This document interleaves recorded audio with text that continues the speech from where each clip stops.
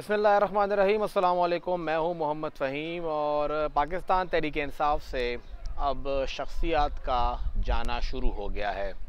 दो बड़े नाम जो खैबर पख्तूनख्वा से गए हैं, एक हैं इकबाल वज़ीर साहब जो कि शुमाली वज़ीरिस्तान से मुंतखब हुए थे और सूबाई वज़ीर बहाली व आबादकारी रह चुके हैं, और दूसरे हैं हशाम इनामुल्लाह साहब जिनका ताल्लुक़ लकी मरवत से है। और ज़ाहिर बात है कि उनका एक ख़ानदान है जो सैफुल्लाह बरादरान है, ये पूरी एक उन्हीं की बैग पे थे और जहाँ पे वो आज हैं उनकी बैग पे ये पूरा इत्तेहाद है। जो मरवत कौम है वो तमाम लोग इकट्ठे हैं। इन दोनों के जाने से पीटीआई पर क्या फ़र्क पड़ा, कितना उसको धचका पहुँचा, अगर हम उस पर बात करें तो सबसे पहले हशाम इनामुल्लाह की बात कर लेते हैं। हशाम इनामुल्लाह साहब, लगता तो यही है कि वो पीटीआई के एमपीए थे, पीटीआई से मुंतखब हुए थे, लेकिन दरअसल जो वहाँ पे मरवत कौम है और जो उनका अपना रसूख है वो पीटीआई से कई गुना बढ़कर ज़्यादा था। और इसका इजहार बारहा हो चुका, लेकिन इसकी तस्दीक बल्दियाती इंतखाबात में हुई जब लकी मरवत की 4 तहसीलों पर इंतखाब हुआ।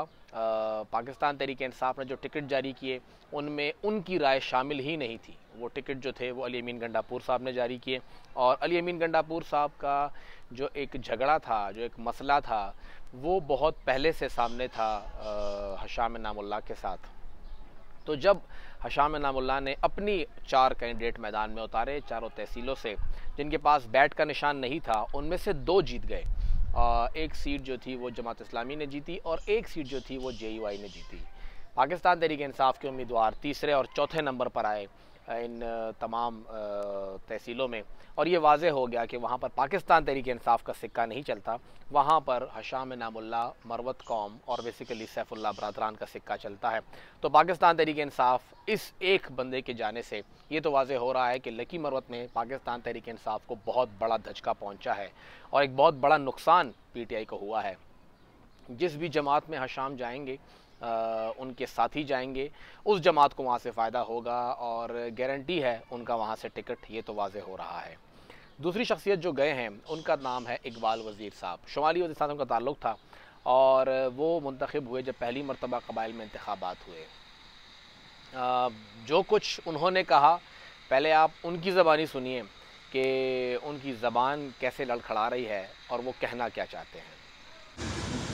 मेरा ज़मीर कभी इस बात की इजाज़त नहीं देता कि एक ऐसी जमात का हिस्सा रहूं जो मुल्क के सलामती के इदारे के साथ मुतसादिम हो।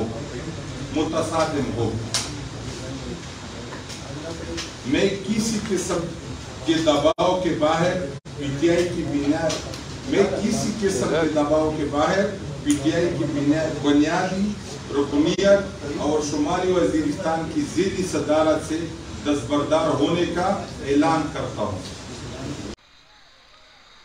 ये थे इकबाल वज़ीर जो लिखा हुआ भी नहीं पढ़ सकते थे, और वो थे तकरीबन 3-3.5 साल रिलीफ और रिहेबिलिटेशन के मिनिस्टर। और जो कुछ उन्होंने किया, जिस तरह उन्होंने वक्त गुजारा, इससे पीटीआई ख़ुद को किनारा नहीं कर सकती। पाकिस्तान तहरीक इंसाफ ने इकबाल वज़ीर को सूबाई वज़ीर बनाया और वो इतने मजबूत वज़ीर थे कि उनके ख़िलाफ़, उनकी करप्शन के ख़िलाफ़, उनकी बदउनवानियों के ख़िलाफ़ जो कुछ उन्होंने किया उसके ख़िलाफ़ इंसाफ स्टूडेंट फेडरेशन ने एहतजाजी मुज़ाहरा किया और सीएम हाउस के बाहर उन्होंने एहतजाजी मुज़ाहरा किया था, और फिर एक कमेटी बनी थी और फिर अफ़ाम व तफ़हीम से मामला ख़त्म हुआ। आईएसएफ का इल्ज़ाम था कि इकबाल वज़ीर जो है वो करप्शन करते हैं, लोगों को भर्ती करते हैं, पैसे लेते हैं और बदउनवानी करते हैं, लेकिन वज़ीर आला महमूद ख़ान साहब ने उन्हें क्लीन चिट दी कि खैर है, कोई बात नहीं।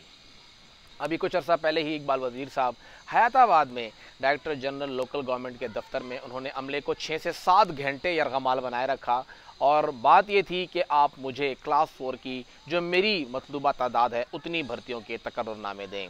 60 से ज़ायद ये मांग रहे थे, तकरीबन 40-42 के करीब वो राज़ी थे कि बाकी हम आपको नहीं दे सकते, वो दूसरे हल्के के हैं। उन्होंने कहा नहीं, आप मुझे ये भी देंगे। तो क्लास 4 की भर्ती के ऊपर उन्होंने वहाँ पे 5-6 घंटे पूरा अमला यरगमाल रखा।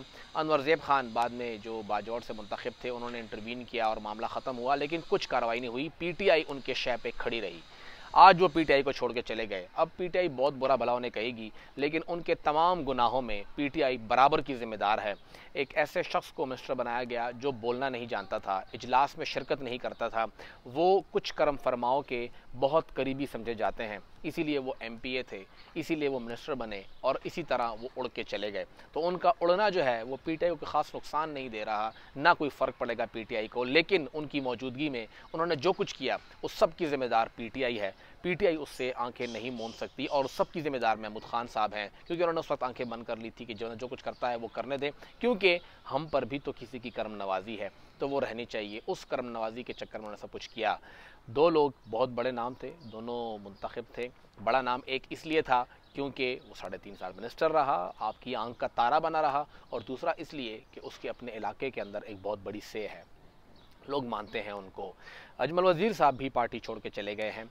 वो मुंतखब तो नहीं थे लेकिन तर्जुमान थे सूबाई हुकूमत के कबायली अजला के हवाले से, और उनका भी काफ़ी जो करम फरमाओ तक है, काफ़ी उनका एक अच्छा खासा हल्का अहबाब है। तो मशवरा करने के बाद उन्होंने भी पार्टी छोड़ दी है, वो भी पार्टी से चले गए हैं। और ये भी एक अच्छा खासा दचका होगा कि नज़र आ रहा है कि अब वो जो एक बैकिंग थी PTI को एक ख़ास जगह से जो थोड़ी बहुत बचाई जा रही थी वो भी चली गई है।